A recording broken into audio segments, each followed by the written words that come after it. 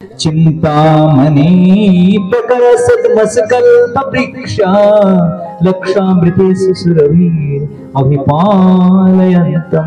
চিন্তামণি যেমন এই সংসারটা মাটি পানি বায়ু জল আকাশ এই জিনিসগুলি দিয়ে তৈরি। ভগবানের ধাম চিন্তামণি দিয়ে তৈরি।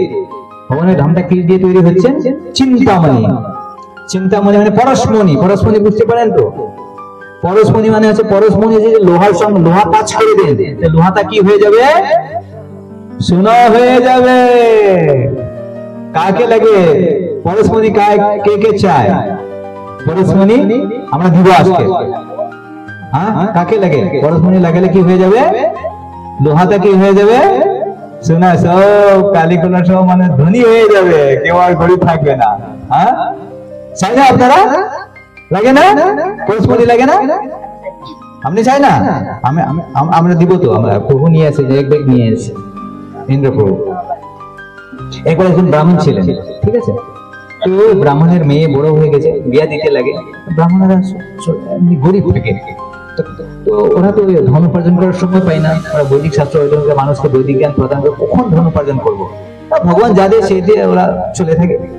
তো ওনার মেয়ের বিয়া, মাতাজি বলছে আমি কিছু করুন, মেয়ের বিয়া দিয়ে টাকা পয়সা কিছু উপার্জন করুন, নিয়ে আসুন। আরে কোথায় থেকে আনবো? তো উনি কামাখ্যার ভক্ত ছিলেন, মা কামাখ্যা। মা কামাখ্যার কাছে গিয়ে বলে, মা আমাকে কিছু সাহায্য করো, মেয়ের বিয়ে দিতে লাগে।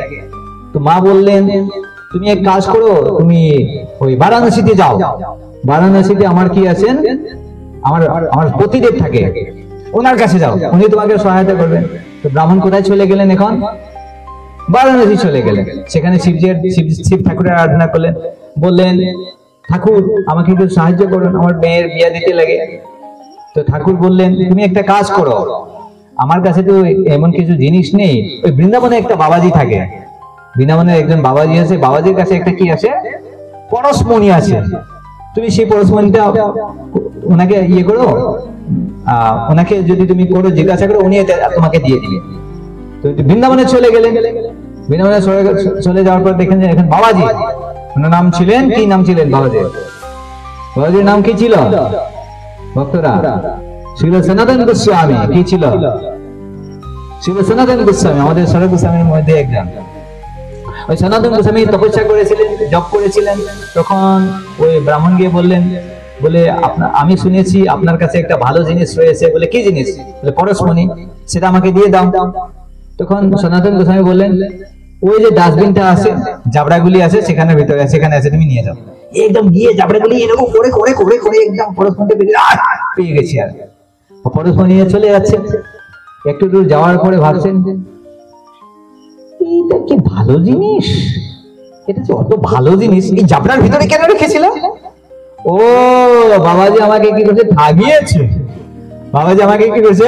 আমাকে ঠাগাচ্ছে, আবার ফিরে হচ্ছে। বাবাজি শ্রীল সনাতন গোস্বামীর কাছে ফিরে আসে।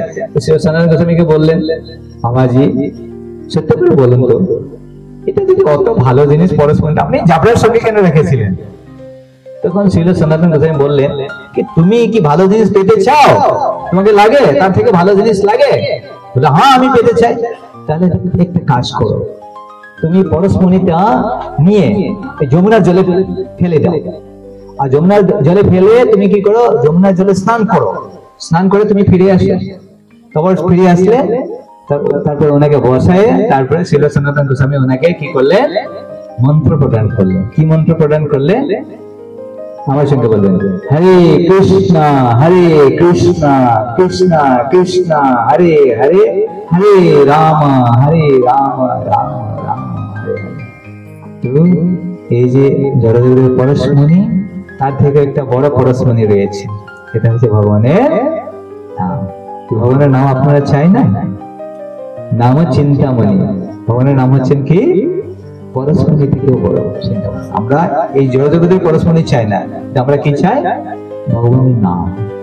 নাম চিন্তামণি কৃষ্ণ চৈতন্য রস বিগ্রহ পূর্ণ শুদ্ধ নিত্যমত্ত অভিন্ন নাম নামিনঃ।